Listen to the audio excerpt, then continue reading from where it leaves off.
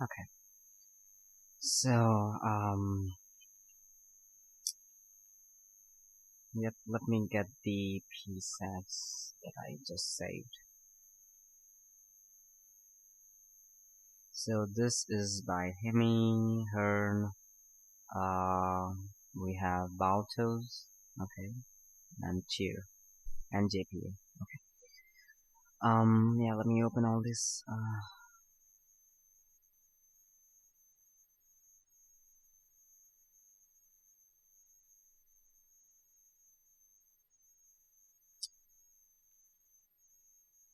okay. And this is my incomplete problem set solution, but we'll see. So, okay, so shall we start from 7 then? Because 7 does seem not only important in the sense that GLNR is actually an important thing. So we might start from there, 7. Then 6 is pretty much straightforward. But the second one is something hard. So we'll go through that. But yeah, let's see 7 first. Okay, so 7 says determine the center of GLNR. Now, you can think about GLNR in a lot of ways. I like to think of it as the set of linear maps from Rn to Rn, or like you can do it from R to R, and the determinant of the matrix that you get from this linear map is not 0 ever, right? Okay, so now we know that the center is just the set of elements that are commutative with all other elements of the group, right? So in that sense, you'll have to see like which determinants under, which matrices under under matrix multiplication are going to be commutative, right? And Hearn gives a pretty descriptive solution of it. Like,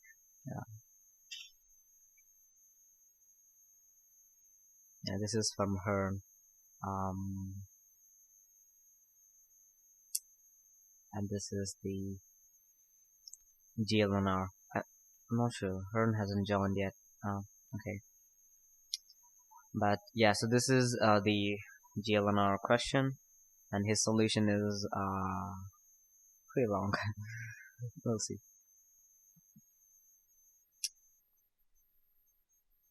Yeah. Okay. So he's going step by step. So he's going to actually define and give the intuition behind everything that he has written here. Right. Okay. So linear automorphisms on Rn correspond to matrices in GLNR. Yeah.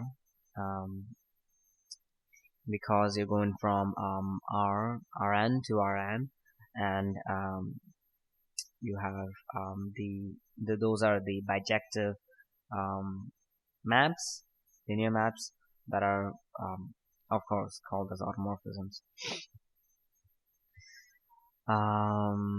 Yeah, so how this is like, you have to show that this is an actually isomorphism, right? So isomorphism, you can think of it as the linear transformations and matrices, and he says that it is dependent upon the basis of Rn that you choose. So basis in the sense like you can review the linear algebra, right? The basis of a vector space. So okay, so he gives an example, right? So consider the linear transformation in R2 of a 90-degree counterclockwise rotation about the origin. So this is yeah, you're just talking about a transformation in R2, and this transformation is written in terms of the matrix, right? So this is the matrix, is the thing that rotates counterclockwise in 90 degrees, right? And he also gives a nice description of it, right? He says that it roughly translates to move the I unit vector to the column vector 0, 1, and move j unit vector to the column vector minus 1, 0, right? Okay. So if we wanted to emphasize the dependence of the matrix on the choice of bases, we could further translate as move I to j and move j to minus I, right? So here what he is trying to explain is that the linear transformation depends on the vectors that you're going to choose, right? But again, it's not really just taking like separate vectors. You're going to take a basis of vectors, and then you're going to apply the linear transformation on that, right? Okay, so nevertheless, he says it is possible to translate between different choice of bases and translate what the linear transformation does between different choices of bases, right? Okay, so he takes a linear automorphism of Rn, that is L. Then we say an n by n matrix M represents L on the basis B if for all these vectors we have L of V equals to M times V, right? So if you've taken linear algebra, this all should be trivial, right? But we should go through the labor of explaining and understanding this, because I would say this would give a better understanding of the question and the solution. So yeah, so he says that an n by n matrix is going to represent this linear automorphism if for all the vectors in Rn, L of V, so when we apply the linear automorphism on these vectors, it can be written as M times V, so the matrix times these vectors, right? Where V is written as a column vector in the basis B, right? So it's a column vector. Okay. So now, from a result of linear algebra, you can say that if we have two bases of Rn, and if M represents L, so that is, M is the matrix representation of the linear automorphism, and it represents it in B, so that is M represents L in the basis B, then X inverse MX represents L and B prime, right? So this is a way of writing things in linear algebra, which you might remember, especially if you remember how kind of pointlessly difficult it is to calculate the inverse of a matrix, right? But yeah, so here you have the X inverse MX, and this is going to represent the linear automorphism in the other basis, right? So B prime, and here X is the matrix whose columns are the basis vectors of B prime, right? So you want to like say that if we have two bases in Rn, and if M represents L in one of those bases, then you can like translate that into the other bases through this matrix X and this formula, right? Okay, is that clear, or does anyone have any kind of doubts about that? This should be clear though. I'm not checking the chat. Wait a second.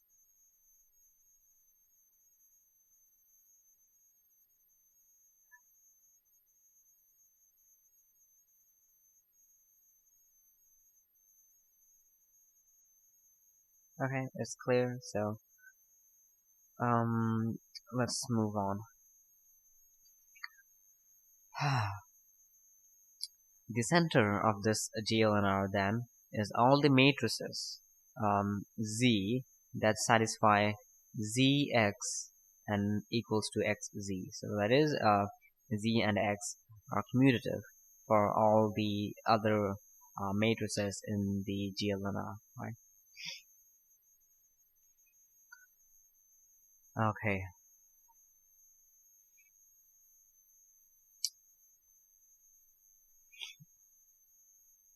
So he says that if you try to just like find all these matrices by kind of like trial and error, so you try some of these matrices and you see like which one commutes, then he says that the answer is all non-zero multiples of the identity, right? So that will be some positive integer k times the identity matrix, and those would be the ones which would be in the center, like he claims that. Yeah, so instead of trying to find the trying to satisfy this condition, you can also write it in this manner, which we just said here, that is right. So here you have to make sure that this Z must be the matrix that represents the linear homomorphism, right? Okay, so then he says that he encourages us to think about this in terms of linear mappings.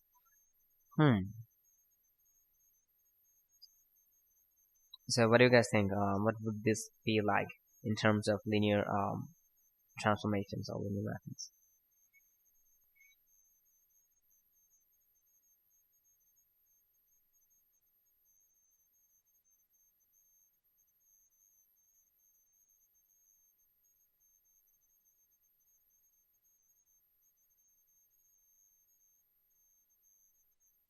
Like how he's building up tuition. I'm eager to see you scroll a little bit lower down so we can see where he goes with it. Okay, sure. So yeah. So he says that we're looking for a linear homomorphisms L of Rn such that if we choose a basis of Rn, say the standard basis, and find the associated matrix representing L, call it Z, then this matrix in fact represents L in all possible bases, right? And this is where it gets interesting. So if you take two arbitrary bases, you have the U's and you have the V's, they are the basis of Rn. So we want the property that for all the indices, right? So you have all the indices from I from 1 to n. If L of ui, so L of a vector from this basis is going to be equal to ci, wait, okay, so this is multiplication. See, he's got a typo there, the comma should not be there, or wait, huh?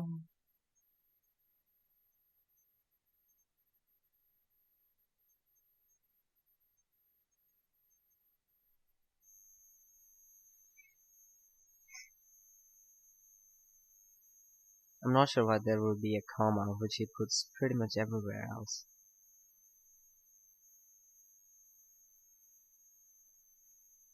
TheCij's are the entries of the matrix for transformation. Yep.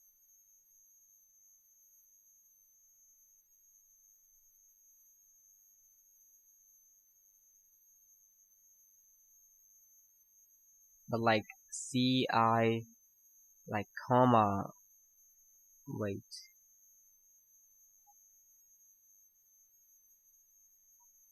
He could leave the commas out. Yeah. I'm not sure if I've seen this kind of notation. It's Cij. Yeah. Yeah.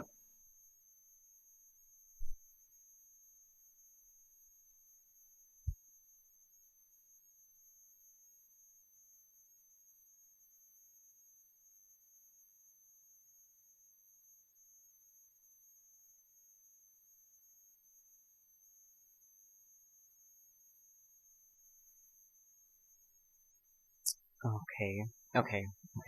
So your C's are the scalars, right?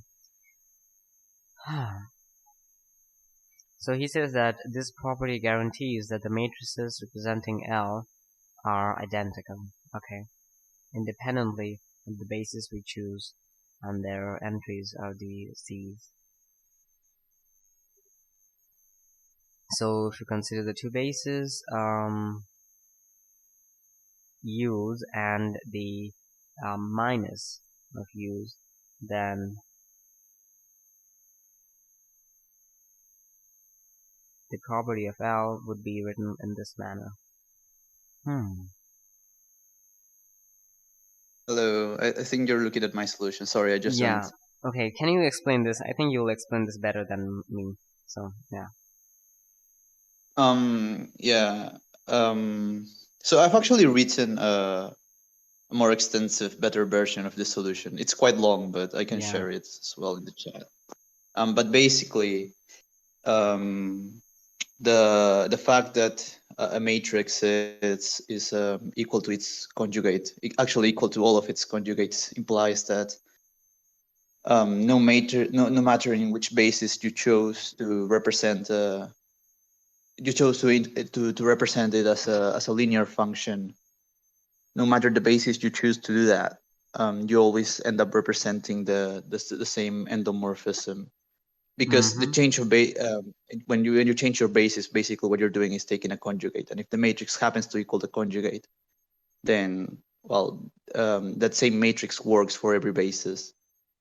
Yep. And from that, and then once you understand that, then the trick is basically choosing appropriate basis to do this. So that'll give you more information about the matrix. So I'll share the document now. I just sorry, I just got out of the shower literally. I thought we were starting at 10:30 for some reason. Okay, it's fine. But yeah, I'll share in the chat. Sure. It might take a while though.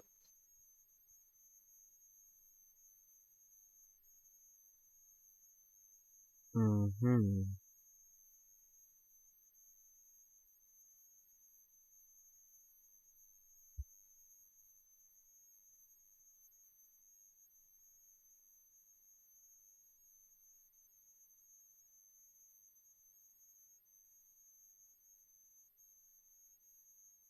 Yeah, I've just shared the PDF. It's quite long, but it also has some interesting um, insights on what change of basis means in terms of commutative diagrams.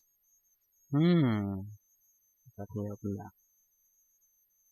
And also there are some nice diagrams made with TXCD. So yeah. Mm-hmm. Okay, wow, that's 5 pages.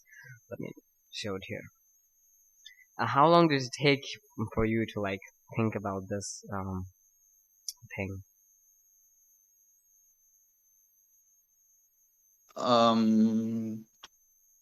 So change of basis, like topic as a topic in linear algebra, wasn't. It's sort of like a topic that never really clicked for me. Mm-hmm. So I never really understood what was going on. But I've had many exposures over time. Okay. Now that we just learned about commutative diagrams and all, I sort of think that made that connection while working on the problem of finding the center of the general linear group. Mm-hmm. And yeah, the day you posted the piece set, I sort of like had that click in my mind and everything made sense. So I started writing LaTeX. I see. Okay, so you kind of like give a review of a lot of linear algebra, and then I see. Let's see. Yeah, mostly because I needed the notation to. Mm-hmm. I mean, I know there are some more concise ways of proving like the center of the general linear group is just multiples of the identity. I know there are like some tricks to do that, but I mean, my solution, I think it also gives you another perspective of what it means in terms of changing the basis Mm-hmm. of a matrix.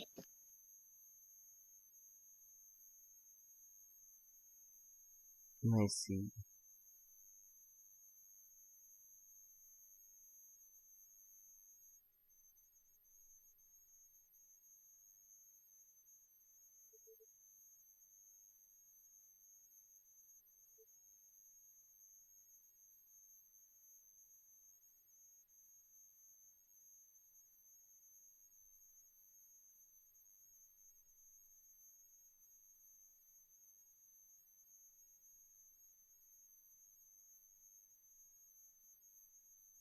Mm-hmm.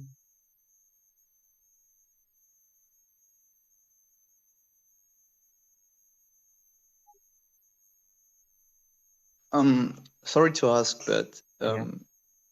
have you gone to all the problems before this problem? No, not really. We just started with 7. Oh, okay.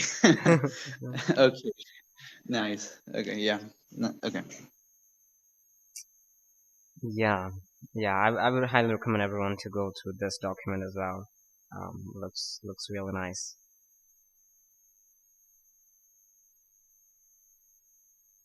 But yeah, I think like Yeah, yeah, go on. everyone who, I mean, if you have any questions about the document or any comments, you can just either ping me or DM me. I don't mind.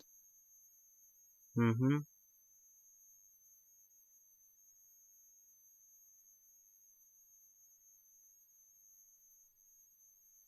Yeah, yeah. So I think the like main idea is the fact that you need the matrix representation of the linear transformation to be the conjugate, right? And from there you have to choose the basis. Good lord, you've done a lot of LaTeX.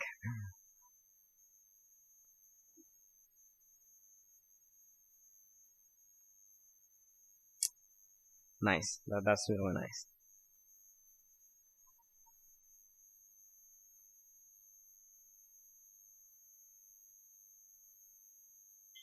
Okay.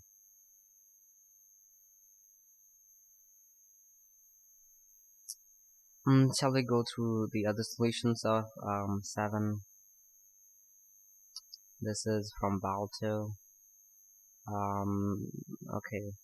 Yeah, the solution is the same, that they are the multiples of positive multiples of the identity matrix. But okay, so here's what he says.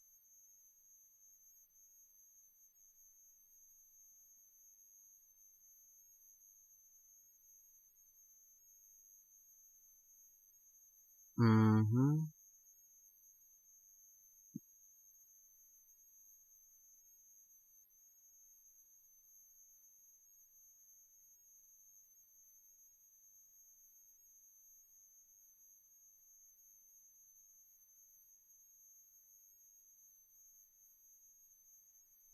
Hmm.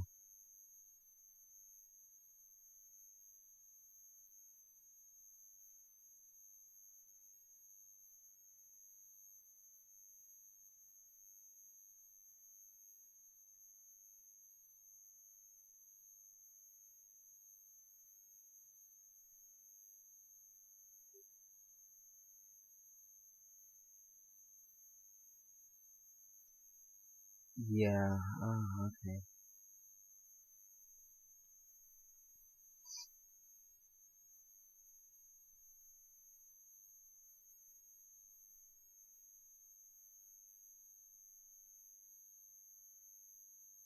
Okay, so what he did was he first claimed that the basis of this general linear group consists of these kind of matrices, right? So it consists of matrices that are one, the identity matrix of an entries, and the Aij. So Aij is the matrix consisting of only one non-zero entry on the ith row and jth column, right? So he says that a matrix is going to be in the center if and only if um, this holds for all the bases in the GL1R, right? Hmm.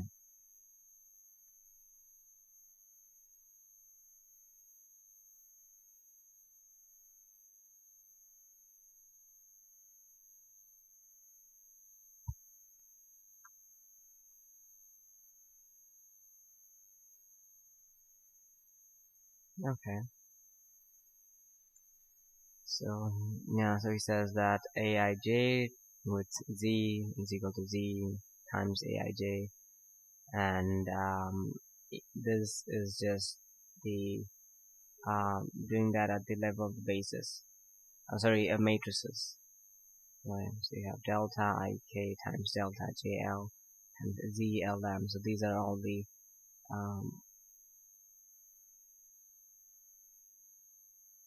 elements of these matrices.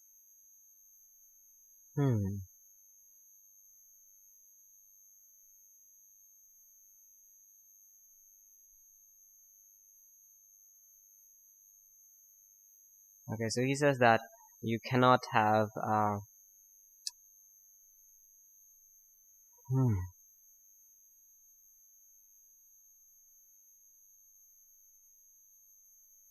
yeah, all the columns of Z must be 0 apart from the diagonal. So the non-zero elements are going to be on the diagonal. And then he says the all the elements, the non-zero elements in the diagonal are going to be the same, right? So if they are the same, then they're going to be a multiple of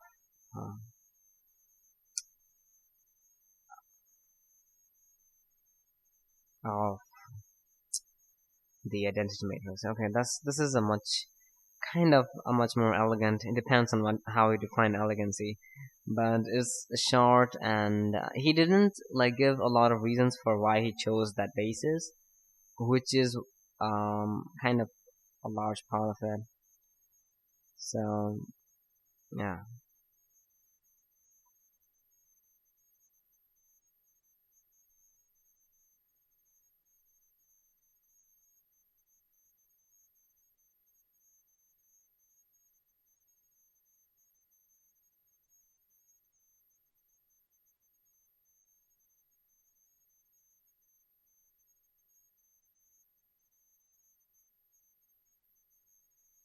Okay, so this is pretty good. Yeah. Let's see the other solutions. This was by JP. It's essentially the same as Yeah. Balto's, only I broke it into 2 parts. My second part, I used the same matrix that he was using. One that's diagonal but has one off-diagonal entry that's equal to 1. I did the first part a little differently to show that it's diagonal. Just used the matrix that on the diagonal is 1, 2, 3, 4, 5, 6, 7. You multiply on the left by that, and if you multiply on the right by that, different coefficients for the ijth entry.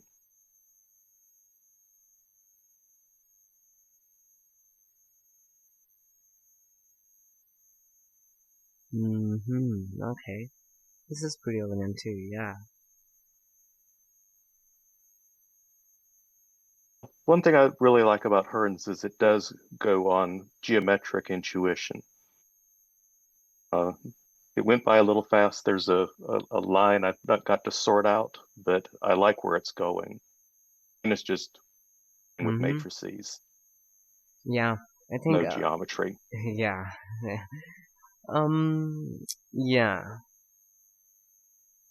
Kind of the thing is, kind of resist doing things with matrices for my own reasons, but yeah, sometimes you actually have no other option unless you want to do a lot of useless stuff.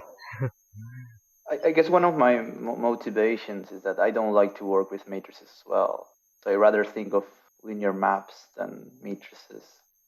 And so I wanted a solution to also like not require you to work directly with matrices, but rather how they represent linear maps. Yeah, I mean, just on the basis of like vector spaces and linear transformations.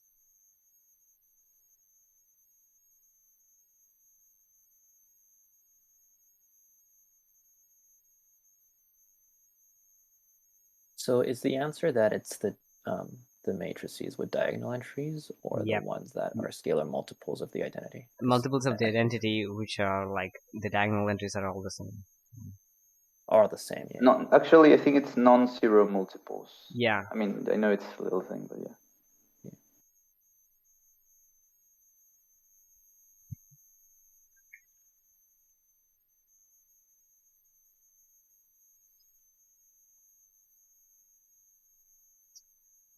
That's nice. Yeah. Great solutions from everyone. This is from Cheer.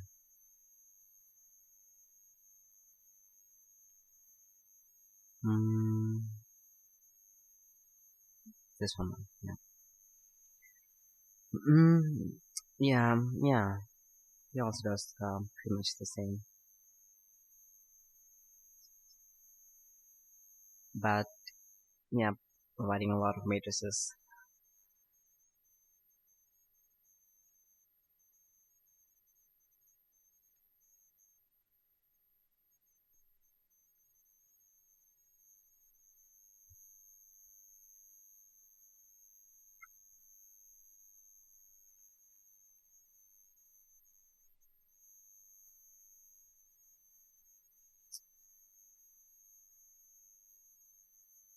That's pretty cool.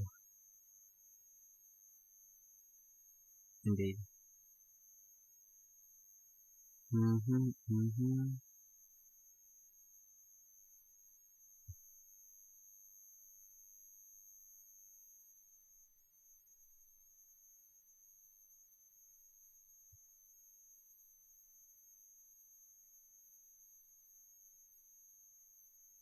Yeah, okay. Yeah. I'm just looking at this, but yeah. Great work, everyone. Good job. So yeah, we did 7. I'm not sure, but I think I have not written my own solutions on this. I think I tried to do it what Hearn did, except I didn't do it with much detail, nor did I deal with a lot of matrices. But I think I have a hunch I can write the solution without doing a lot of matrices. I'll try that. I'll try doing that. But yeah. I don't know if this is too much to ask, but would you guys mind reviewing my proof too? I just sorry. Not because I don't know No. it could be wrong, but I just want to make sure if it is wrong, I want to let me find to understand what I did.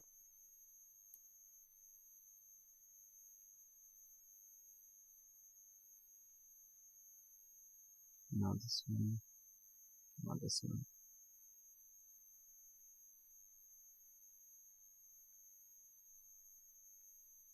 Okay. This one, why? Yeah.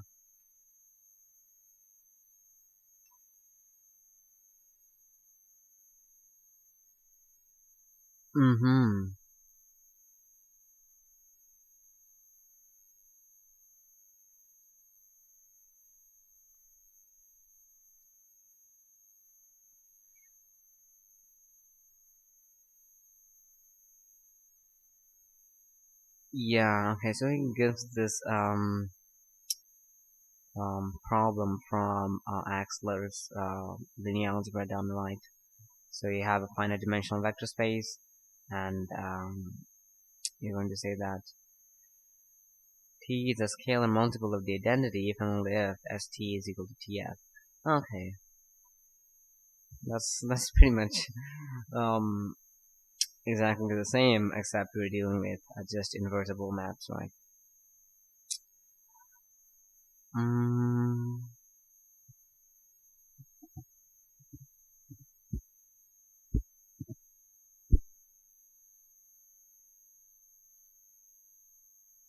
Since T is not a scalar multiple of the identity, there exists some vector for which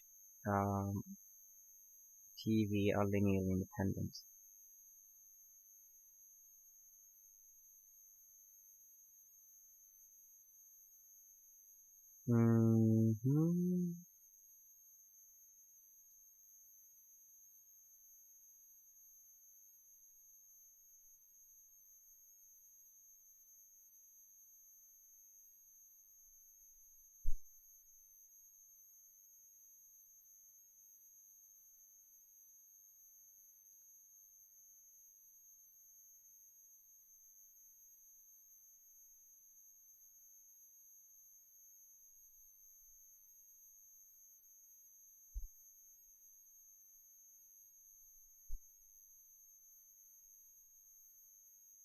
Okay. Yeah, this is pretty good. Yeah, it's. Can we stay on it for just a second longer? Yeah, This yeah. looks gorgeous, but Yeah. the step I'm Yeah, not it's getting really the elegant. important step yet.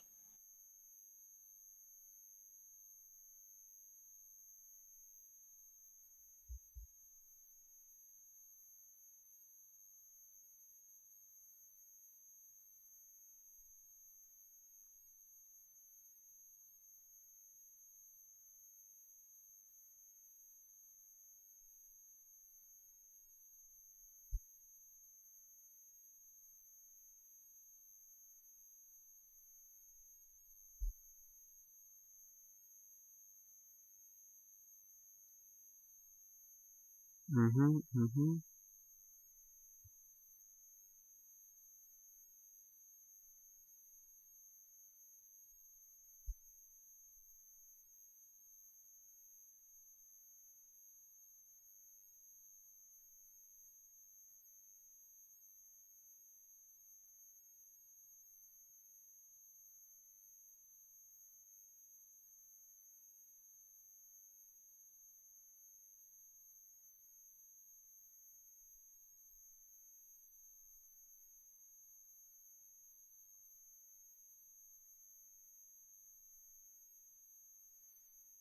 Okay.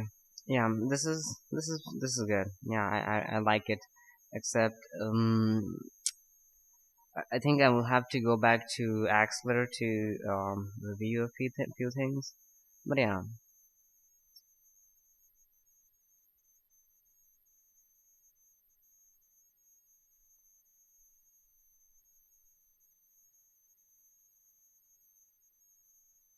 Do you have numbers in mind for the A1 and A2? Would it be possible to argue this with just specific numbers in those places? I'm confused about what role they're playing. So I was thinking that we needed to ensure that the transformation S is independent from all the other V1, V3 to Vn.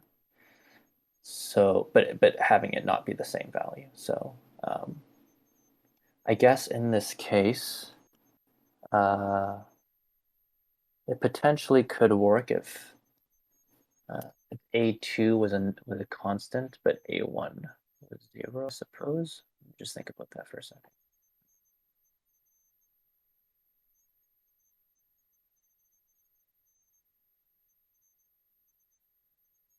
Yeah, I also don't like.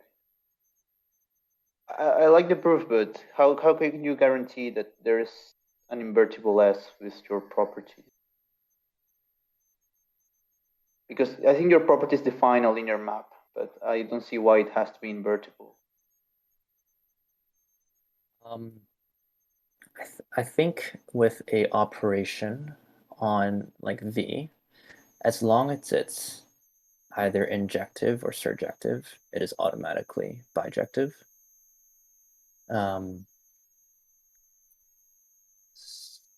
So long as the dimensions of the transformation of S is equal to n, then S should be injective or invertible.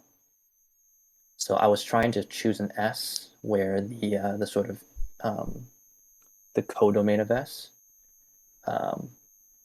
has kind of a dimension of n. But yeah, I could have done that part wrong. So if you guys see an error, just let me know.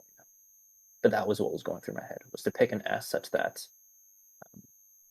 the image of S has a dimension of n.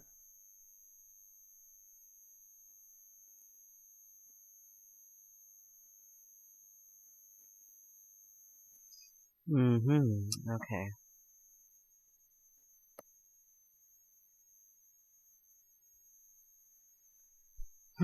Pretty good. Yeah, this was a nice problem. A lot of review for linear algebra.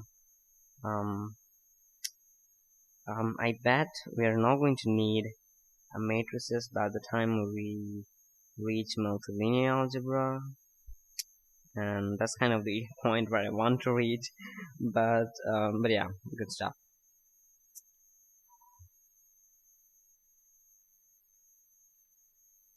Okay, so yeah, 7 is done. So let's see problem 2, shall we?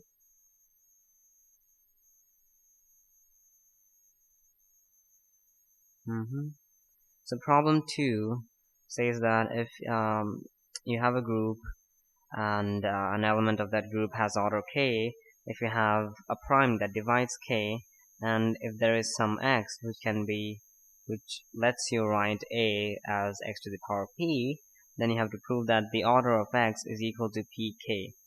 And this is, well, if you think about it, it intuitively makes sense, because you're going to have a as the k is the order of a, so a to the k is 1, and k is the least positive integer which lets you do that. And if a can be written as x to the power p, so x to the power p to the power k will be 1, and so x to the pk is 1, and thus if you can show that pk is the least positive integer which can do this, then you can show that it's the order. But it doesn't turn out to be that simple though.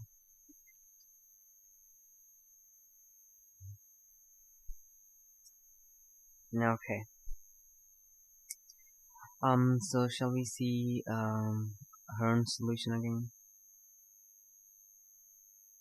Yeah, he does it pretty elegantly, and this is also how I approach this. You have the order of x to the p is equal to the order of x over the GCD of the order of x and p. So this comes from one of the lemma or propositions that we had, if I remember, in Arton. Let me find which one exactly that was. But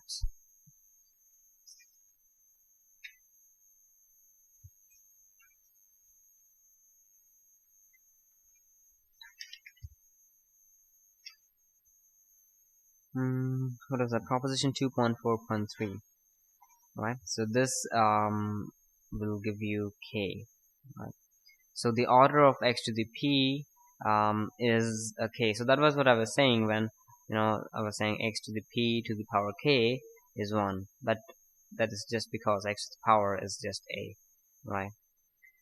So as p is prime, the GCD of the order of x and p is going to be either 1 or it's going to be p, right?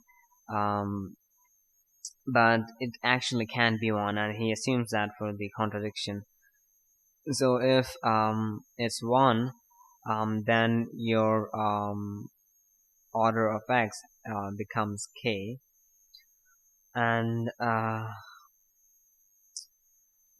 because we have x to the p is 1, so if you raise both of them to the power like k over p just to get the power k, you'll get x to the power k is equal to a to the power k over p, right? Yeah, since k is the order of a, a to the power k over p cannot be the identity, because k is the order of a, so it is the smallest such positive integer which can do that. So a to the k over p, which is x to the k, cannot be the identity, cannot be equal to the identity, contradicting that x, the order of x, is k, right? So the order of GCD of this must be p, and what this means is that the order of x is equal to pk as is desired. Yeah, does that make sense? I think one of you had some issues with this. Anything that doesn't still make sense?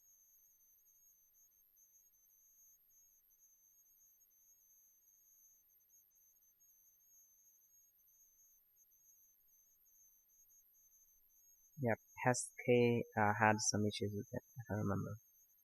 Yeah. Okay, cool. So this was Hearn's solution, which is also pretty much what I thought of it as. This is him.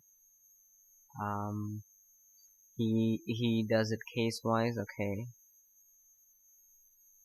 Yeah, so that was what I was saying. Right? You have to prove that there is no other n less than pk, which would give you the identity.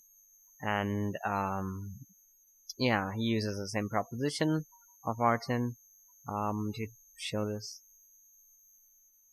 Okay. And I assume every other solution is going to be similar. Shear solution is also the same. Okay. So that was 2. Does anyone couldn't find anything to do with problem 1? I think the problem 1 is the easiest one. You just have to like check the conditions for it being a subgroup, and once it is a subgroup, you just show that it cannot have any more than 4 elements. And you show that I do have a question. Oh, yeah. Sorry. Go. Oh, my question was because one of the conditions for a subgroup is that it has to be closed under whatever addition multiplication. Is there a shorthand way of doing that, or did you guys just kind of go through each of the permutations? Each of the permutations, actually, you have to make the Cayley table. Okay. Yeah. Okay, sounds good. Yeah, that's what I did, but I wasn't sure if that was a nicer solution. I mean, it's kind of just easy to check, like because most of them are trivial, so it isn't a trouble making the Cayley table. Neither is. I think I wrote a lot for it, which was not. But yeah, I just check each of these conditions, and the multiplication is closed. The inverses are the elements themselves, except the identity.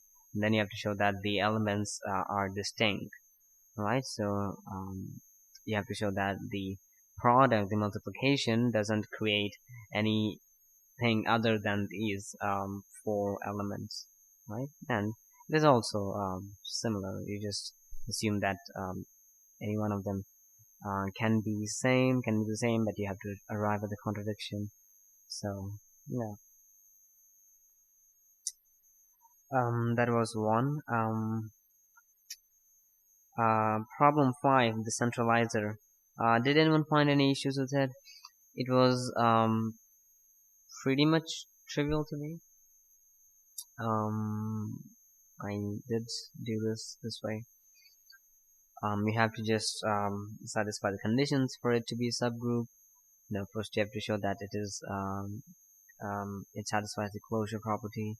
Then the identity is well defined, which it is, and it gets the identity from G. Then the inverses are also in the centralizer.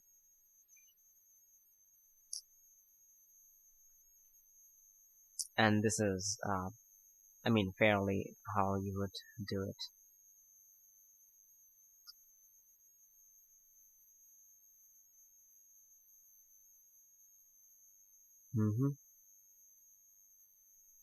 Yep.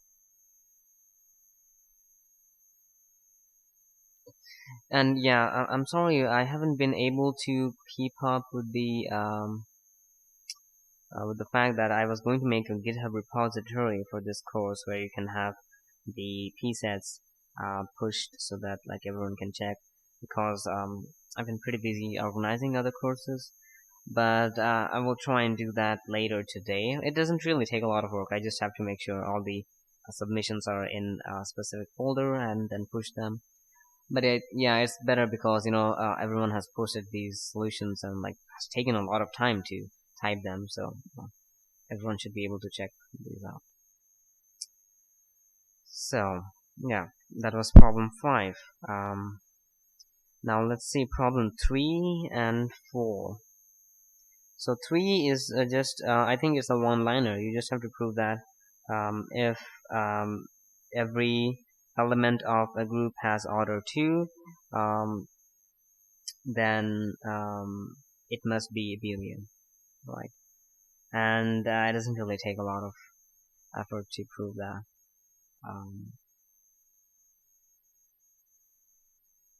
And it is okay. It is indeed a way of just restating problem 1. I think I did it similarly. Yep.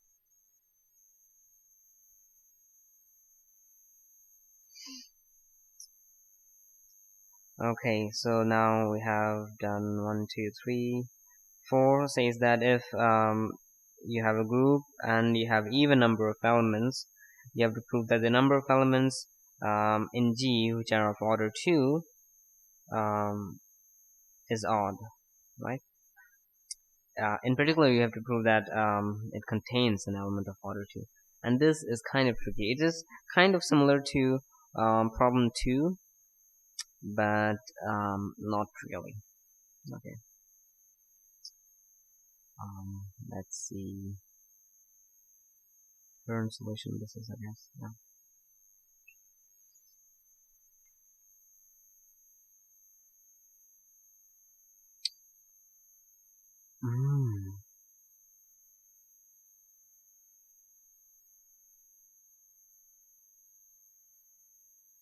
This is interesting. Yeah, this is a good way of looking at this in terms of algorithms.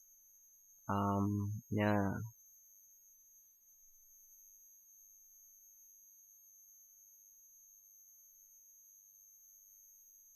Through description, Hearn. I also had this really physical idea of taking the element and its inverse, taking that pair and dropping it in the other set, like going through the set, the group one at a time, and just at a time go over into that other box.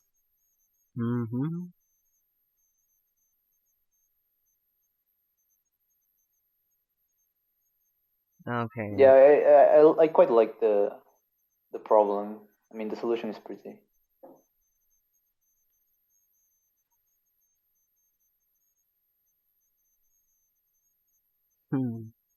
Yep. Okay, so if we start with a group of even order, the resulting bag has an even number of elements. Yep. Furthermore, in this resulting bag, we can find the identity, which is its own inverse. Then if you remove it from the bag, we're left with an odd number of elements in the bag. These are all non-identity elements of G, which are their own inverses. So again, they are all the elements whose order is 2. The identity doesn't have the order 2. But if X is one such element, then X is equal to X inverse. So X squared, X to the power 2 is E, the identity.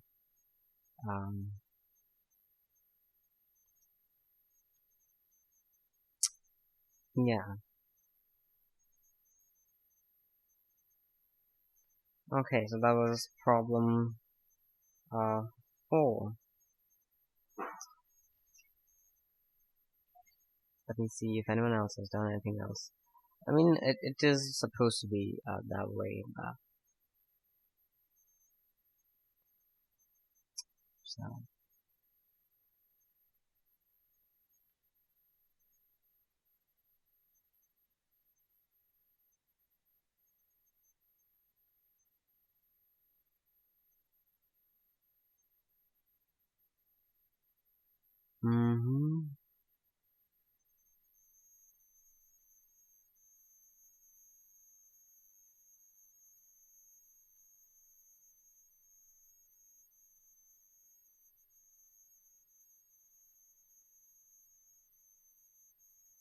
Yep. Okay, so now we've done 1, 2, 3, 4, 5 is done. 6 is pretty much straightforward. If you have a group, you have a set, you have the bijection. So if you have done, I think everyone was there when we were reading to a Luffy on the category of groups. But yeah, you define the operation to be this function going from G times G to G, And similarly you do the same for x, and then you're going to get this diagram, and this diagram is going to commute if and only if f is a group homomorphism, right? So for x to be a group, f has to be a group homomorphism, but here as this is a bijection, so it's going to be a bijective group homomorphism, and thus it's going to be an isomorphism. Yeah, I mean, if you don't do this diagram, it can be also done, but if you do this diagram, you're kind of like very straightforward. Sure, Pesque, we're going to see you tomorrow lecture. Yeah.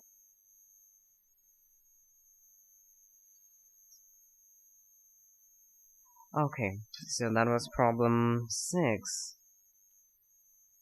Okay, so now we are left with problem 8, which was optional.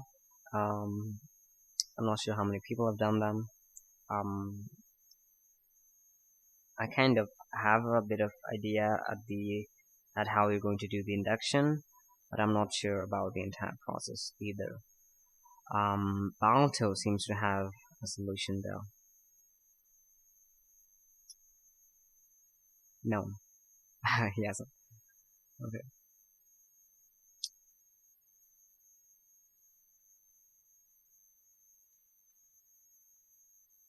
Okay. No, Harn didn't do it either. JP, I guess you did it. Okay. JP, would you like to explain this? It's very inelegant, but it's in 2 big parts. Okay. Hint in Bourbaki was to show identity involving that bracket. Yeah. And it suggested that you needed induction to prove it. Yep. So I just proved a special case of it. Mm-hmm. And I believe I did it without induction. Okay. That's part 1. So my proof is right. Part 1 is just to show one identity that x to the myx is always 0. And if you scroll down, part 2 is just if you make a special choice for y, use induction in that second part, you can get all the identities that you want. The way that I proved the identity in part 1, fortunately, depended on whether it was even or odd, and the proof is basically high school algebra, Mm-hmm. and a system of equations, and both cases the solution to the system of equations was 0. I wanted to do it using determinants. That could have been an inductive argument, but I just couldn't make it work. Mm-hmm. There's nothing pretty about it. I think it'd be, if anybody's super interested, could look at it once you post it.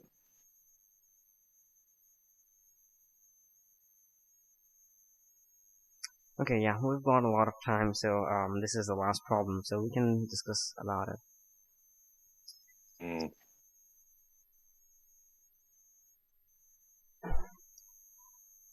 Okay, so yeah, let's see. The problem is going to say that you have this identity, and if this holds, then the law of adding powers holds for all the x. And he says that if you prove this identity inductively, then you're done.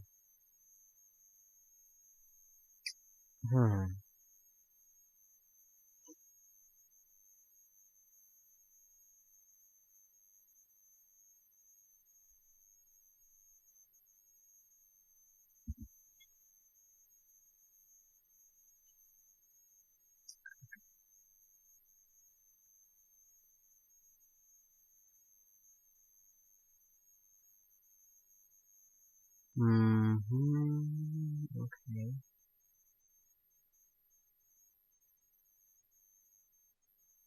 So you've got these equations E and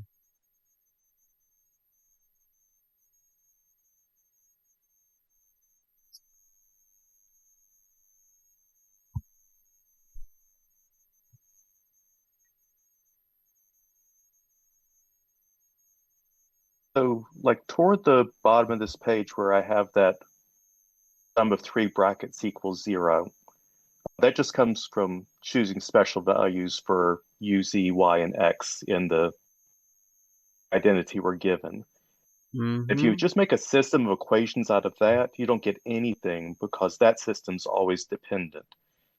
If you add in the fact that you swap the first and third element, that changes the sign. And in one of the cases, either even or odd, that gives you that one of these brackets has to be 0 in the middle. If you have squared y x squared, got to be 0, because if you flip the first and last, then it's equal to its negative. Yeah. That gives you that one of them is 0, and then zeros all the rest of them out also. Then the other case, you flop the first and last, and you look at the ones that are near the middle of the list. So we're working with m equals 7, that x cubed y x to the 4th, the same as x to the 4th y x cubed. That gives you an extra equation that is independent of all the ones that came before. Using that to make everything 0 out. That's what's going on in those part 1 and part 2, the 2 cases. Sorry, case 1 and case 2. I really do use high school algebra here. I have a bunch of equations. I'm calling them equation 1 through equation n, and I just say, and now add the equations together. And you have tons of wonderful cancellation. Luckily. One of them, everything cancels out nicely, but the other one, you have to multiply all of them by 2, and then add them to the last 2 equations to have everything cancel out. You end up with a constant multiple of the one you're looking for that equals 0. We're given that if n times the bracket is 0, then the bracket is 0. Okay.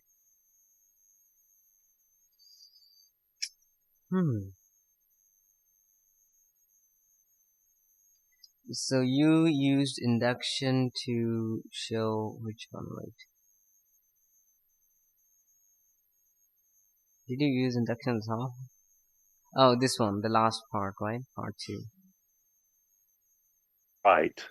Okay. In part 1, proving the identity didn't use it, then used induction to show that basically if you fix the first part, you fix m in the bracket x to the m, y x equals 0. By altering y, gives you that x to the m plus whatever is equal to the x to the m times x to the whatever. Holding m fixed and letting n vary and doing induction on the n. Basically, you show that x squared times whatever is equal to the 2 plus whatever. Okay. Then same thing for 3, 4, 5. Okay, so you use sorry.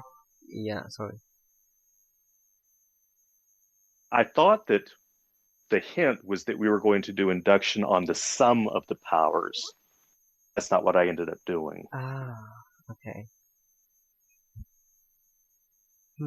Tried really hard to do it that way. I just couldn't figure it out.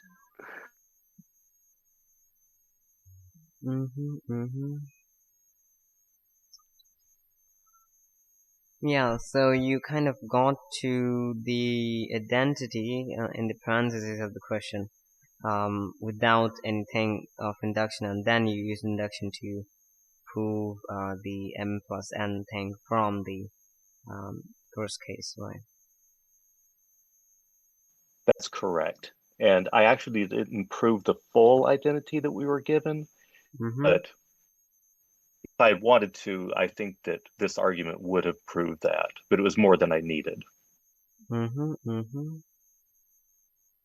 seeing some bad typesetting in here, but I think that's fine. I think it's so clear what I was trying to write. Brackets.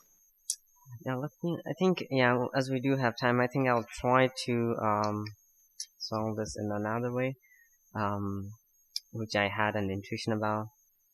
But yeah, others, what do you guys think about this?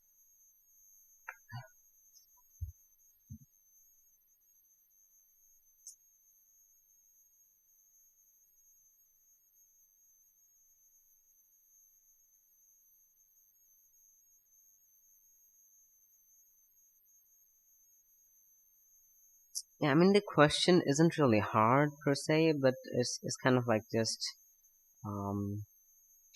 cumbersome. Yeah. Let's see.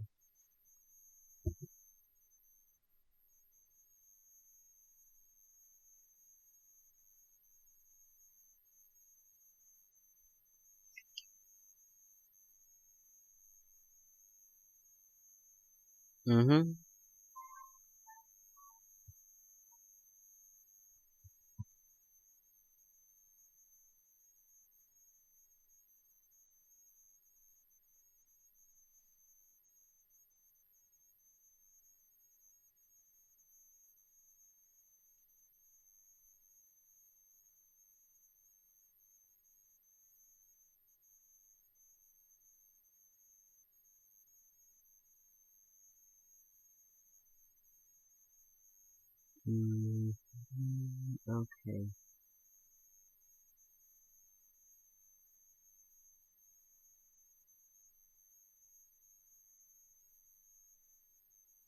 One thing to note is that when I typed up the problem, I rearranged the variables from the way that they were given in the Imperbaki statement. I had the U in an unfortunate place for doing the proof, and I wanted the Y there, so I permuted X, Y, Yeah. and Z.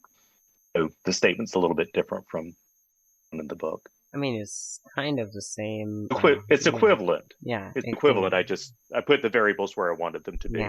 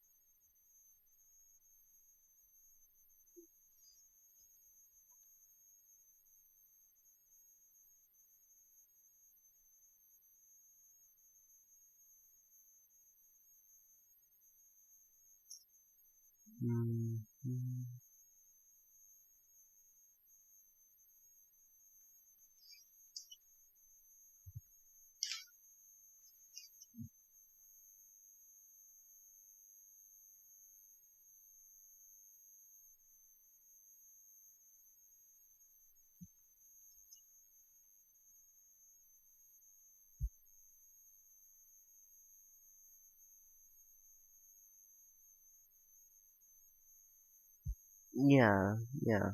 One thing that is straightforward is that if you like change the first and the last elements, you're going to get the negative of that. And that is pretty helpful in canceling out, I suppose. I mean, that's how you would use commutatively otherwise.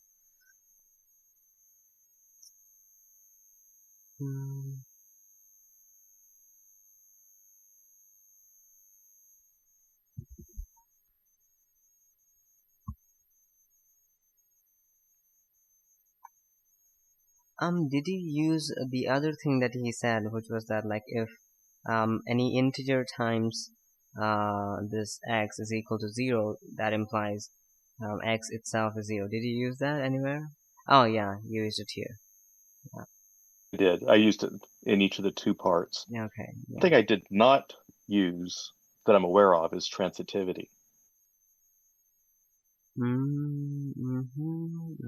Sorry, not transitivity, but distributivity. Yeah, that distributivity, okay. They said it distributes both ways. Of course, since it's commutative, you have to say both ways. It's doubly distributive. Let's see.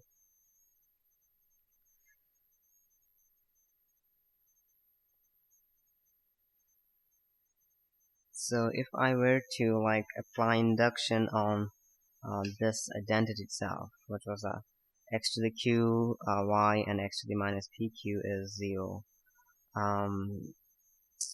So what I do is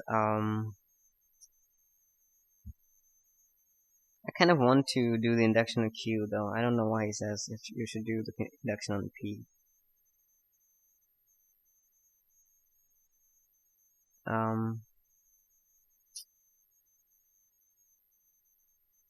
Okay, so if you do the induction on p, the case where p is 1 would be you would have x to the q, y, and x to the 1 minus q. Okay, so if you check that, you're going to have x to the q times y, then x to the 1 minus q. Actually, we can't do p equals 1 because we'll have a multiplicative identity. So the 0 is not defined. It isn't defined? But we don't have, it doesn't say that we have a multiplicative identity. We don't, right? But here the 0 is like the integer, right? I thought you were talking about it as a power. And I have a typo here. That's supposed to be x to the power p minus q. Yeah, but like we can talk about p equals to 1, can't we? Q can equal 1, but p is strictly bigger than q. Yeah, like okay, yeah, q and p both cannot be 1. Okay, yeah.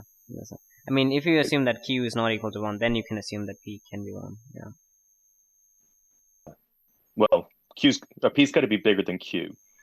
Q's got to be at least as big as 1. Okay. So I think the smallest we go is p equals 2. Yeah, it can be negative. Okay, yeah.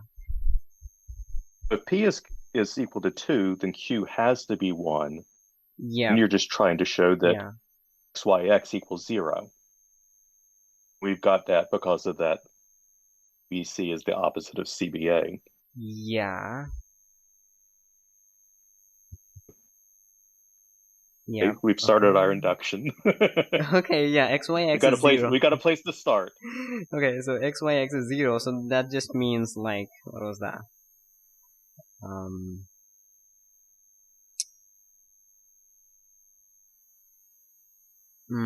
X y parentheses x times x is equal to x times parentheses yx. And that is something you can get from commutativity, right? Of course, because xy is equal to yx and xy is equal to xyx. Okay. So base the base case is satisfied. Okay.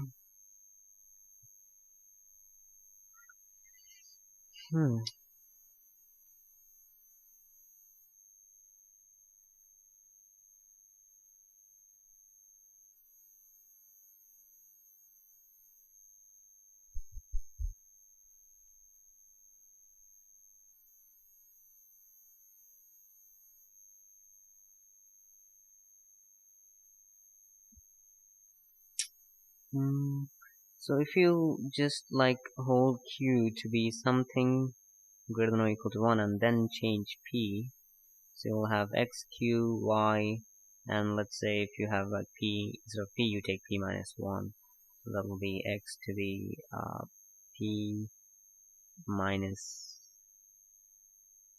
q plus 1.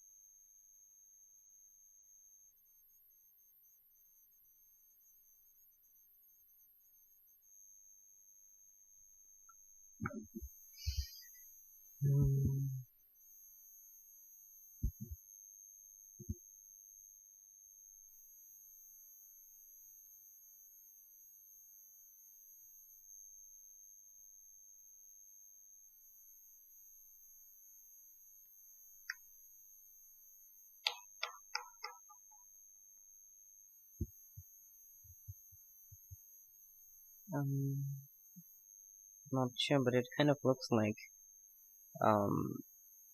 you can do this inductively. The equations look pretty, they are not that bad. Let me see, p minus q plus 1.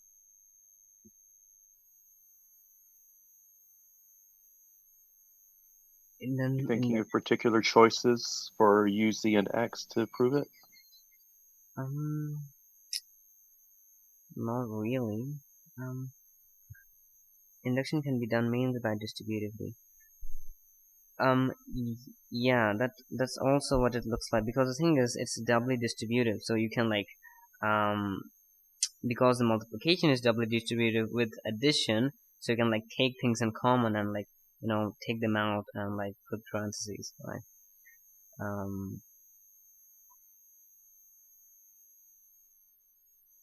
To make that work, but we can't cancel anything. We don't have. Yeah. I'm told that we're in an integral domain or whatever the equivalent would be. Yeah, you can't like have the inverses, right? Right. Just because a product is 0 does not mean that the factors are 0. Yeah. The time we can do that is if we're multiplying by a constant n, an integer n.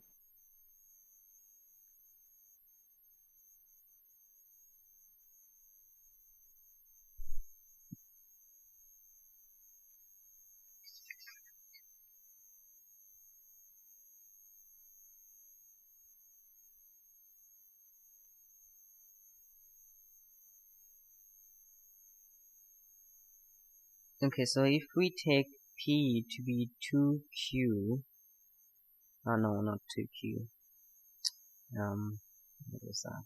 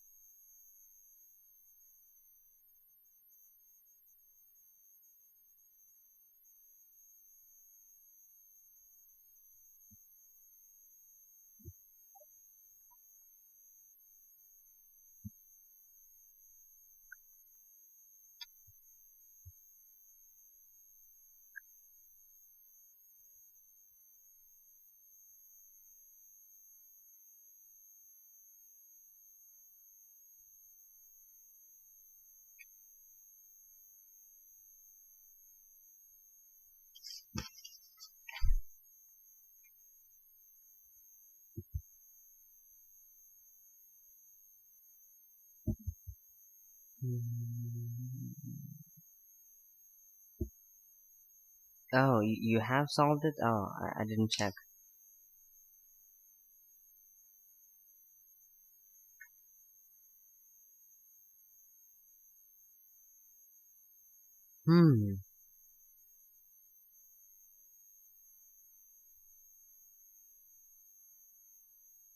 Okay, so if you take all of them to be equal, it becomes a 3xx ux is equal to 0, which implies this thing is 0.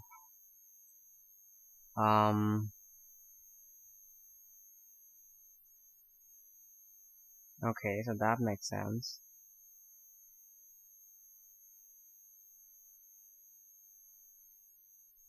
So the base case of the induction for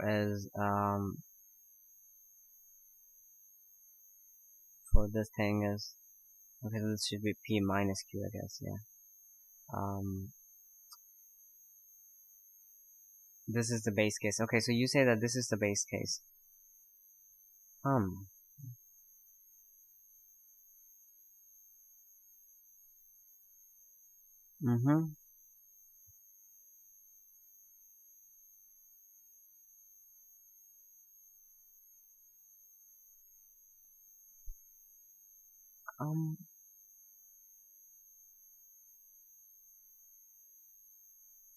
The base case is x, y, x, isn't it? Or I'm mistaken somewhere.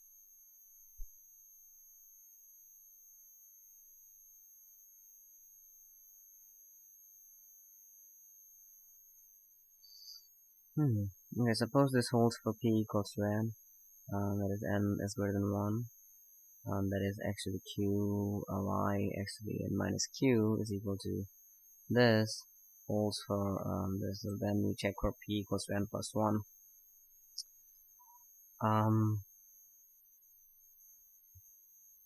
Wow, this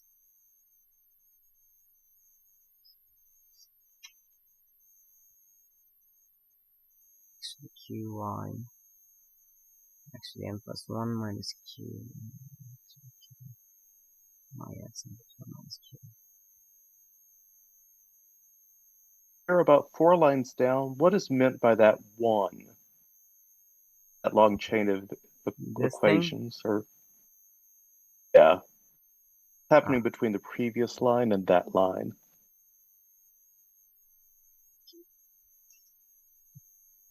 We don't have the addend. Sorry. Wait. So from here, actually qy. Actually minus qx minus x to the q.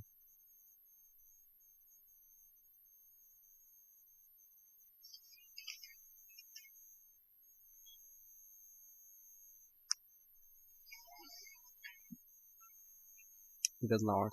To be honest, the worst thing you want to do in a group theory class is doing algebra. I mean, high school algebra, but yeah. Bourbaki does it.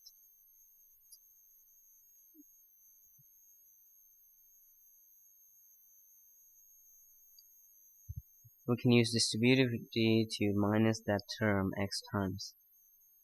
I'm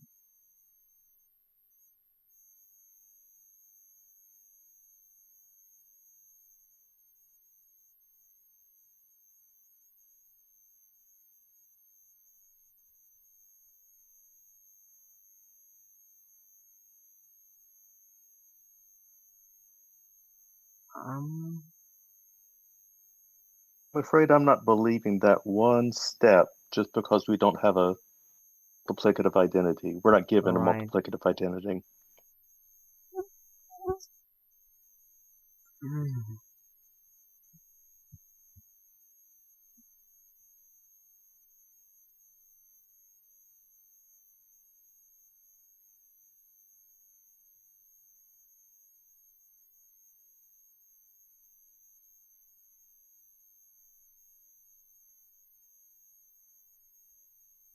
If if you take like x to the qy out, what are you left with? You're left with x to the n minus q, x minus 1. How does one actually get x minus 1?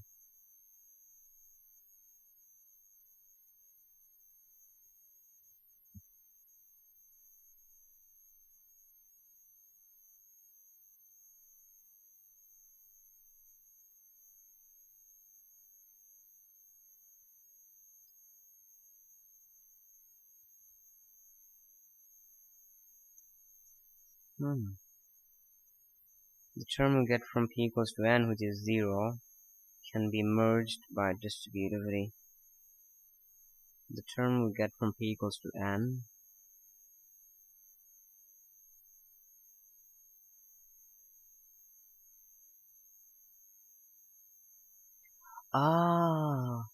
okay, so he takes like this whole thing and he replaces that with 0, right? That is substitution. So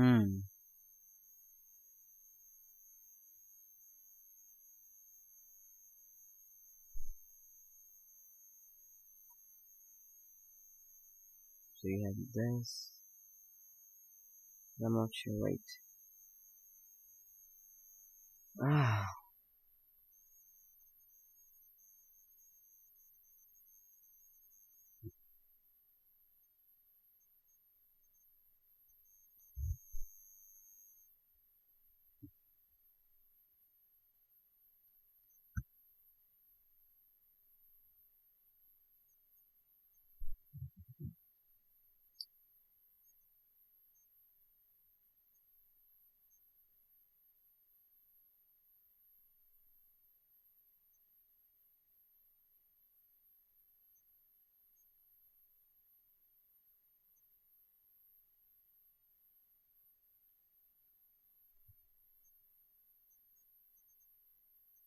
I'm believing the first equals. That's just definition.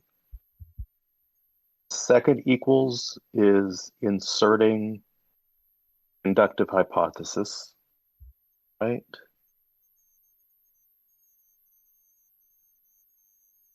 Third equals is basically using the definition of powers to say that plus 1 is the same as multiplying by x. So I believe that. Just our inductive definition of powers. Just going from there to the fourth step, I'm not following. From the third equals to the fourth equals. It appears that we're trying to take roughly the first term and combine it with the third term, the second with the fourth. Two issues I've got is one, the parentheses don't seem right. First term, we're going to have two parentheses, like two things multiplied by the two things. In the third term, I have two things, then grouped with a third, those parentheses with an X on the outside of it. Yeah. You're talking about the third equal, right? Yes. So I'm reading the third line. I'm just not seeing how to get from there to the fourth line. I could be missing something, although I am still worried about what that one means. He says, okay, x to the qy. If you take that out common, I'm not sure where you're taking that out common actually. Okay, if you take x to the qy out common, you're left with x to the n minus q with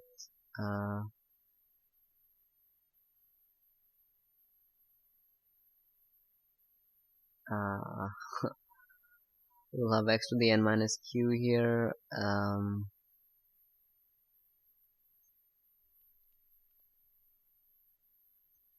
I think that the parentheses allow us to take out an x to the qy from the third term. Yeah. it gets trapped inside parentheses. Since the whole problem here is associativity. That's what's making this hard, but that's what we're trying to prove. The thing is, I'm not sure if this parentheses is actually needed. I'm not looking at that one. I'm looking at the one on the next third term on the right. To go to the third line. Okay. And what looks like the third term. Even when we distribute, we're going to have parentheses, parentheses, x to the qy, parentheses, x to the n minus q, parentheses, x. That x to the qy isn't something that's sitting in front of x to the n minus q times x. It's trapped in parentheses with that x to the n minus q, with the x on the outside of it.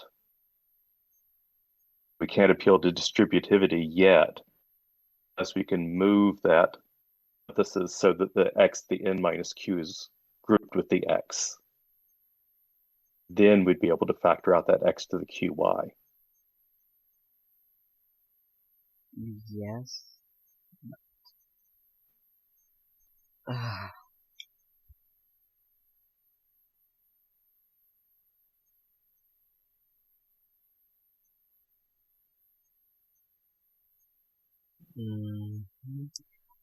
Also, like here, I'm not sure, but like here, like 1 is what? It is like, I'm not even sure what do you mean by like x minus 1. Like here, 1 is an integer.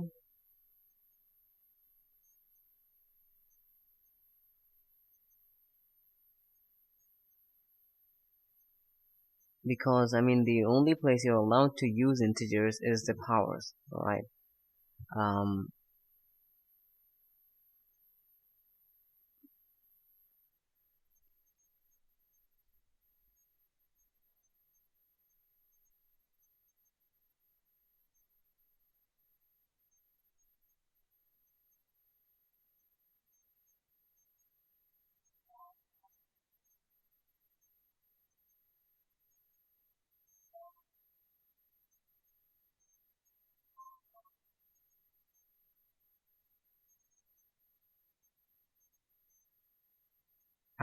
I mean that's actually the whole point of it.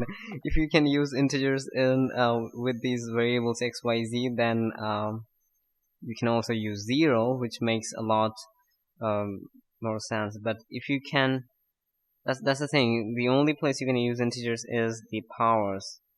That's why 1 is not well defined. Neither is 0 with x, y, z. They're just abstract elements of this set. Can I minus something x times? Yep, you can minus x times something, but it has to be either y, z, or x, some kind of element. It can't be an integer or anything. Pardon, a, b, c, d, minus a, b, c, d.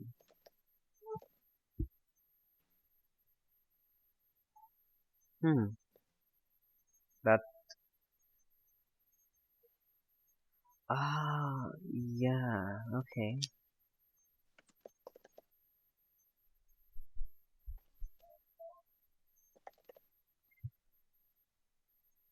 Yeah, you can't factor out the AB because like D is sitting outside with its parentheses, right?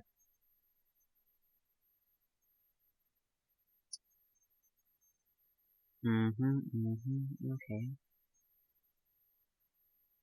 This is nice.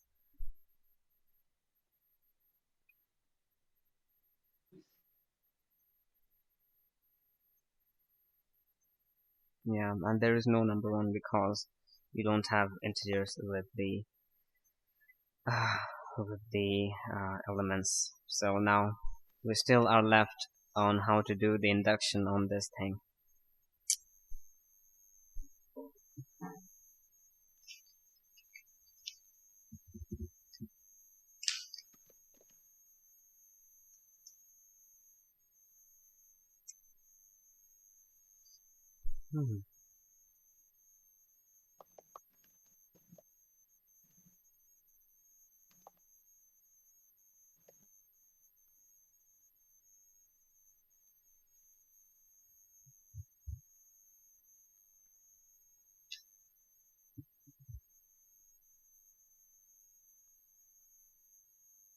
Yeah. There is addition is associative. Like 3x is not an issue.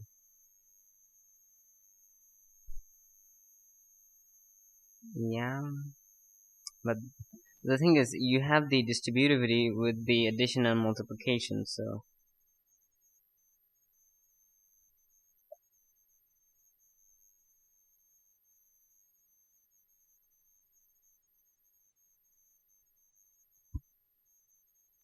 Let me get to the chat.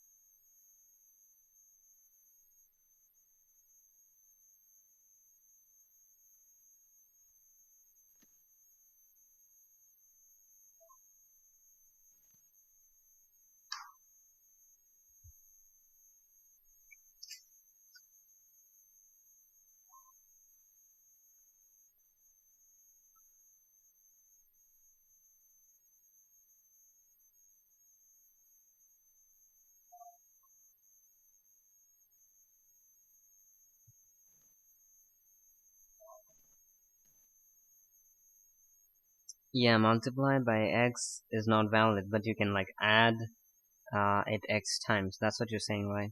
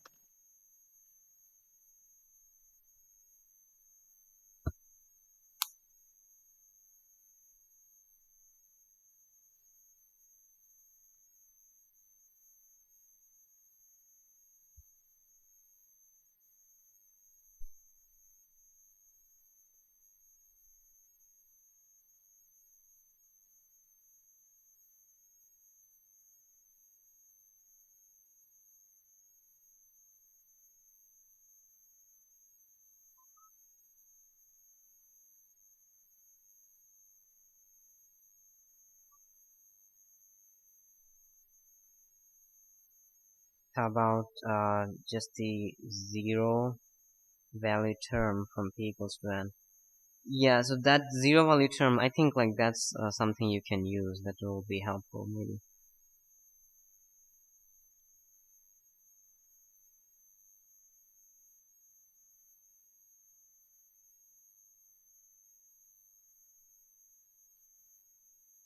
Yeah, but like what are you trying to do with that expression or term? You have this, but is that like can you take that whole thing out of this?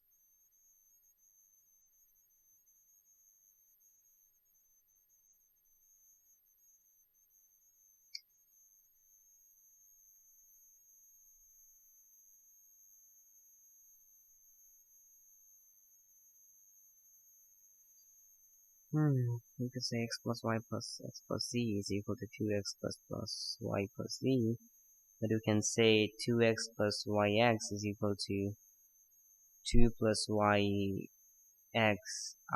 Since 2 is not an element in this set. Yeah. Wait.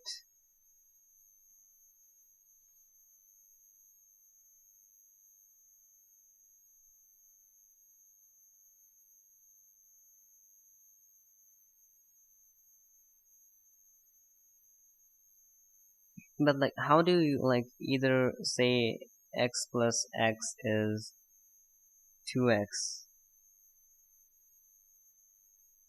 Can you actually say 2x anything?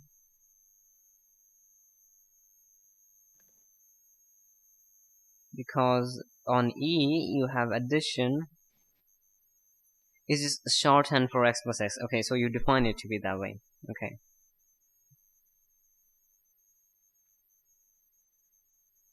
Okay, so that would make sense. But yeah, but again, you're not considering 2 as any kind of like an integer, are you?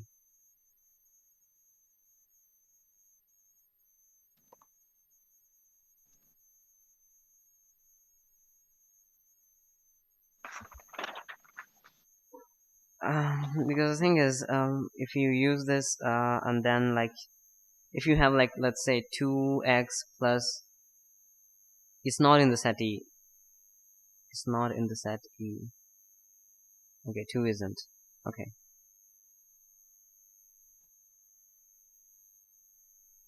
But like if it is not in the set E, then how can, okay, I see. So you're just like using that as way to represent addition on E. Okay, makes sense.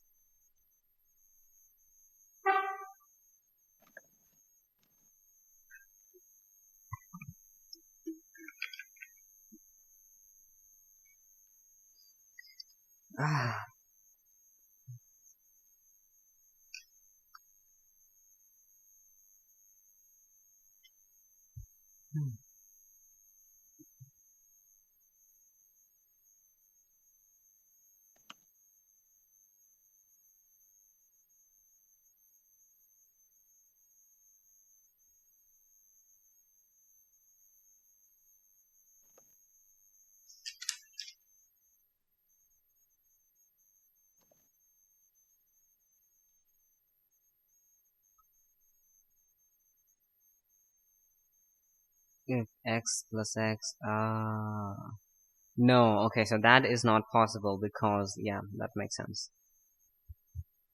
Because the, wait, this is confusing. If x plus x sometimes equals to 0, then yeah, that is 0 from the Bourbaki statement.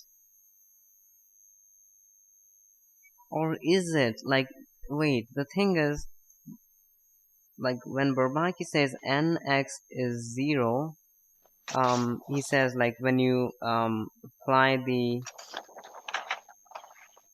multiplication of a number or integer with x, that is 0. Okay, that is equal to the summation. I'm kind of confused because nx is not in E, right? Yeah, it isn't.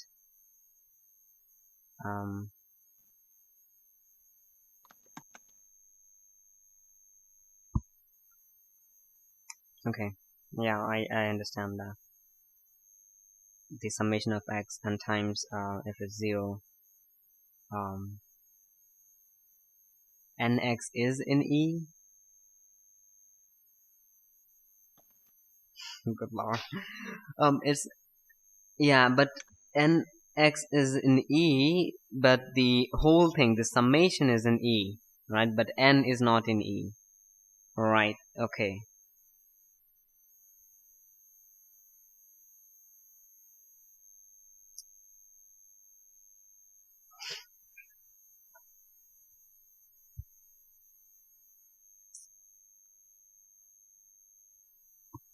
Okay.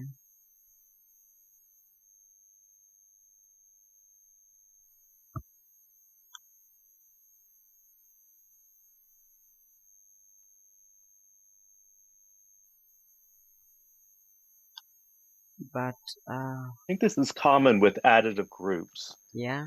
Anytime you have an additive group, you can add an element to itself n times. Yeah.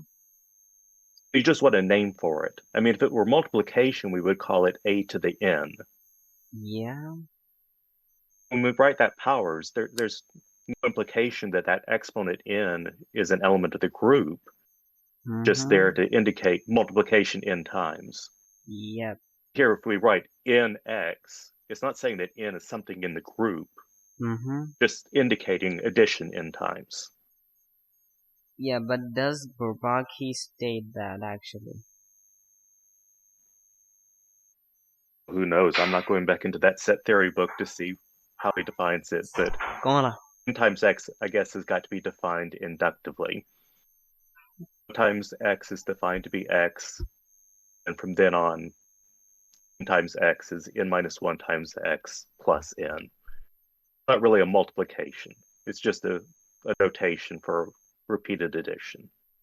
Yeah, but the thing like is, exponents or repeated multiplication. Yeah, but does this notation is something that Bourbaki allows? Is this like nx actually x plus x n times? It should be, What right? could he possibly mean in the statement of this problem?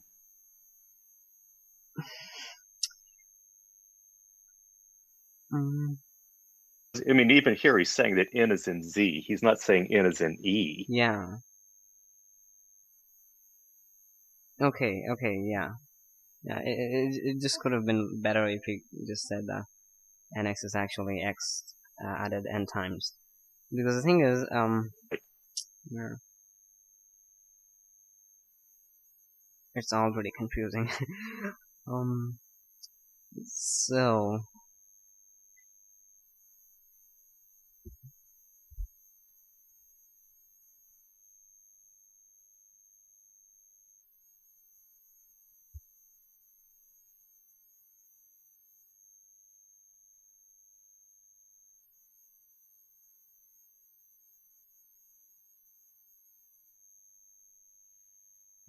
field allow induction. Yeah, I'm not sure. This is Cheer did a good work, but yeah, I think like you can't really bring up one, nor can you actually do this x minus x to be 0 or anything. You can't do that. Or wait, can you? No. Yeah, I would buy that. I would buy x minus x is 0. Because x is wait. I mean, that's just x added to it. Wait, did it say that addition had additive inverses? He said it's associative and commutative. And all the elements of E are invertible. Okay, so then they do have additive inverses. Yeah, okay.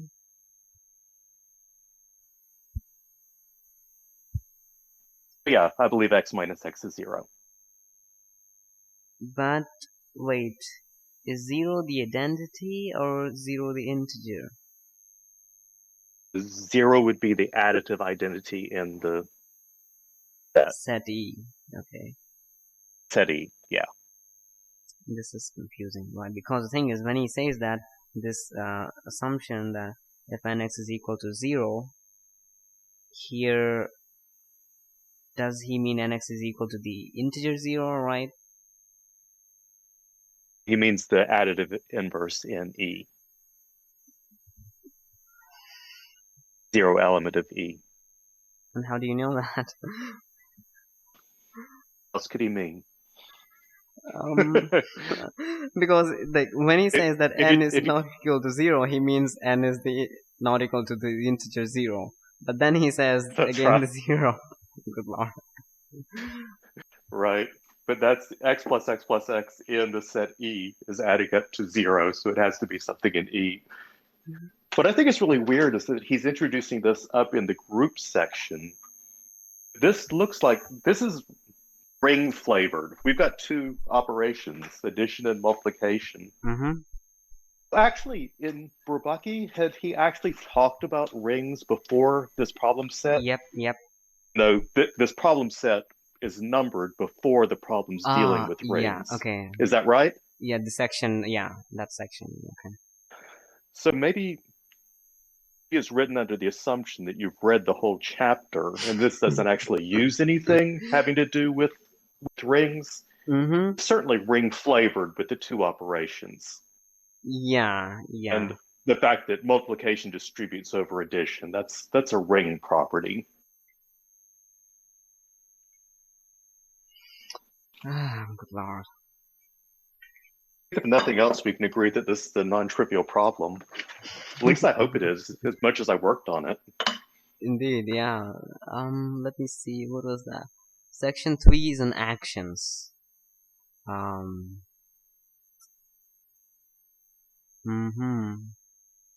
Maybe it could have been a better.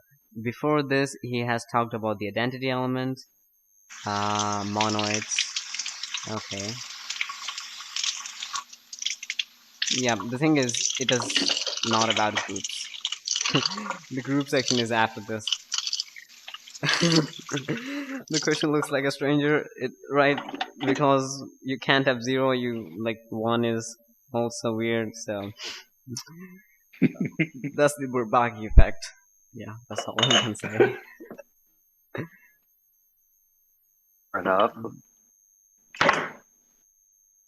I think like maybe we can include a few more problems as we go through the course from here. It's going to be fun.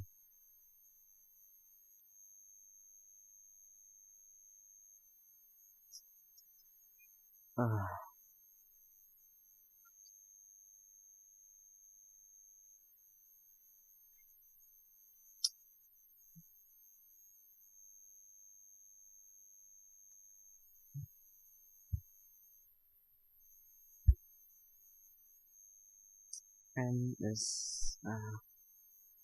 to be honest, like what it looked like to me first was that nx is equal to 0 is actually in the integers, in the sense that when you multiply an integer with this element from e, you get the integer 0, right?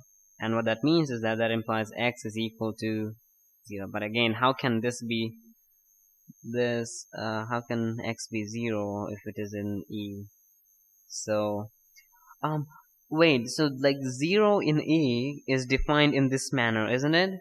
Like when an x is equal to 0, that implies x is 0, and thus that is that. Because the fact that 0 is like the neutral element or the identity or anything, that's not sad. Because like if you apply the addition, which is defined under E, if x plus 0, you can't really say if x plus 0 is x, can you? Well, the fact that additive inverses exist assumes that there's already a 0 element that's in the set. Yeah, but the thing is, how do you know that if this 0 is that? What else could he mean?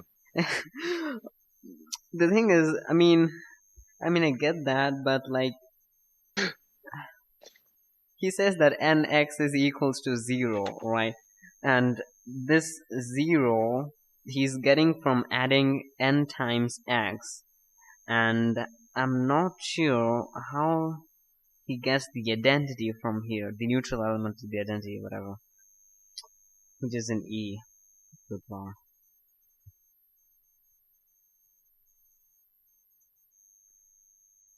So, imagine E being the ring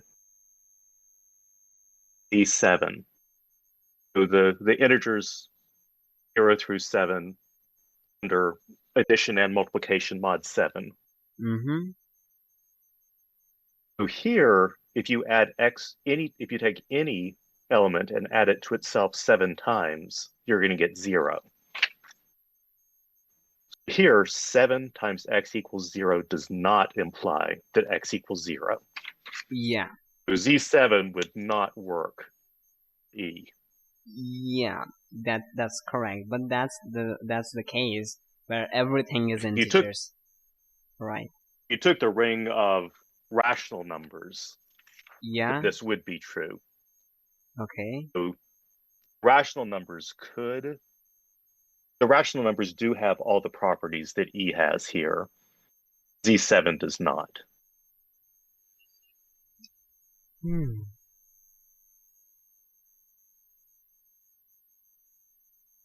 Wait, rational numbers. Every rational number has an additive inverse. Yeah. Multiplication is commutative and distributive over addition. Of course, in the rationals, multiplication is associative. But the property that we're looking at, if you multiply any element of the rationals, or if you add it to itself n times and get 0. You had to start off with 0. Yeah, that's correct. Okay, that's a better way to frame this. But that's the case where your zeros are consistent. Your zeros are not really defined on an abstract set, right? Your 0 that you get from the summation is equal to the 0 that you define, which is to be that x is equal to 0. I mean, because rational numbers do contain 0. Because if you like say that, let's see, the summation of this nx, where x is a rational number, and you like add this rational number n times, that is nx, and that is 0. So this 0 is defined on the rational numbers, the usual rational numbers, they have the 0. But then you say that this implies x is equal to 0, but x, good lord, but this 0 is not in the rational numbers. I'm messing it up, but yeah. I don't think But you're right. When it says that n is not equal to 0, yeah, it's talking about 0 in one place. And when it says x equals 0, that's 0 in a different place. Yeah, and I'm two having different zeros. And I'm having some real issue in saying if the 0 has anything to do with integers or it is just a symbol. I claim that it has to be the additive inverse. Wow, like how? Like if you can like Sorry, not the convince additive, me, the additive identity. Yeah, if you can like convince me from this nx equals to 0 that this is actually the additive inverse, then that's done. It's got to be some kind of special element of E.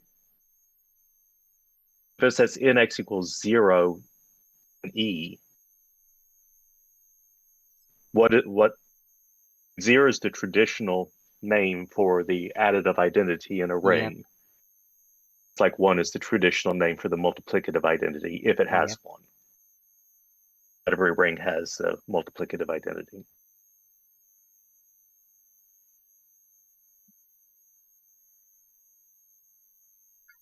I think that's true, because I think you talk about rings with units. The unital rings, yeah.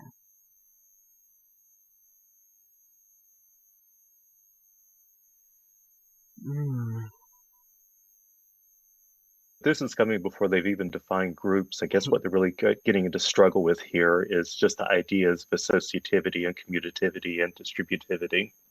I'm not sure if we should have read this section on actions, because seems like the distributivity that they talk about here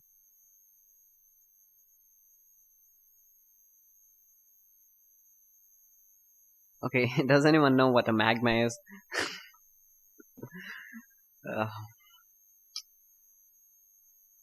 They actually defined it in the first section, I guess.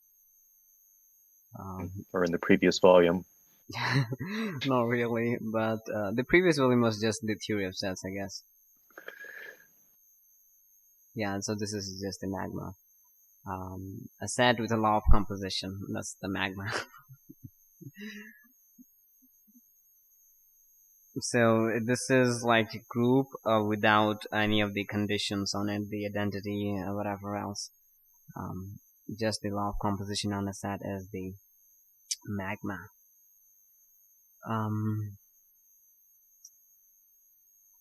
Where was that? Distributivity. So you have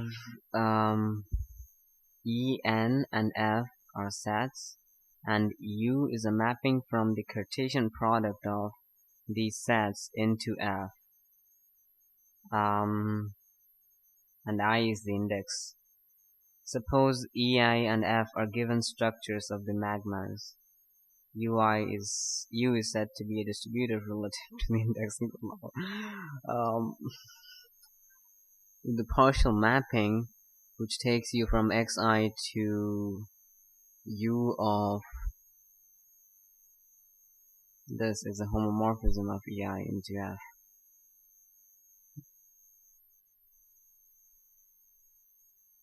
Right? And if they're talking about distributivity in this sense, I would really say that the problem could be restated in a better way, isn't it? I mean, about page 14. Page 14?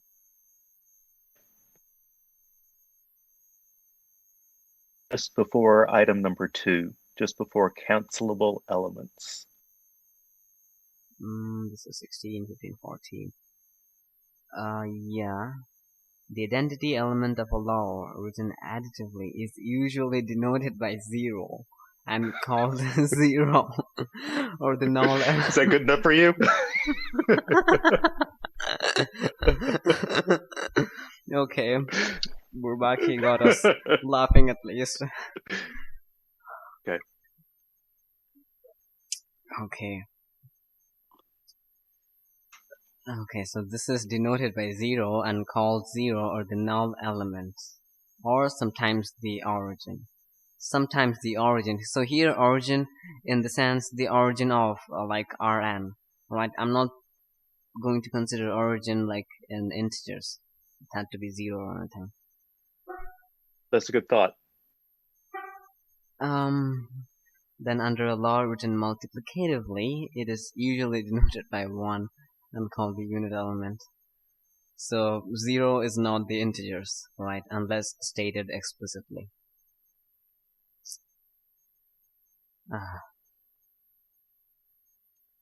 I mean, they did like so much effort. They put in so much effort, like in like writing all this. They could have just like got a different notation for 0. That would have been much better. They've already called it E. Yeah. For this, yeah. but then they say, instead of using that capital T looking thing as our operation, if we use the plus sign, we're going to call the identity 0. If we use multiplication sign, we're going to use 1. Yeah. Otherwise, we use E. Okay, so now this goes to even understanding what this identity. So what he was telling us to show the identity inductively. So this means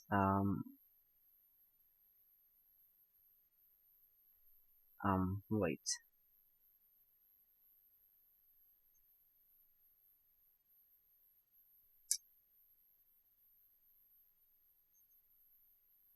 So this is the additive identity. Okay, right. Okay, so yeah, so you were right. Okay, so that makes sense.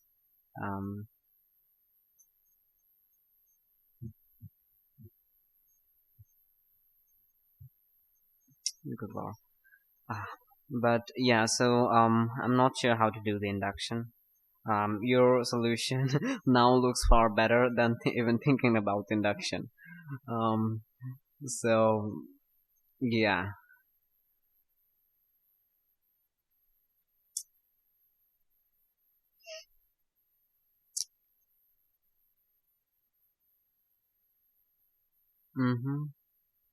Yeah, I'm going to look at this again and try it.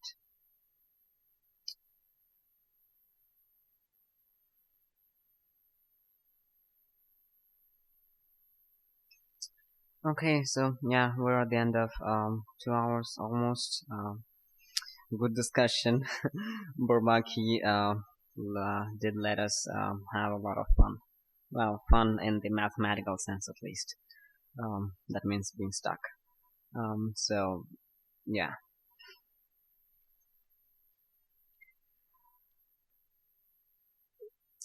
Okay.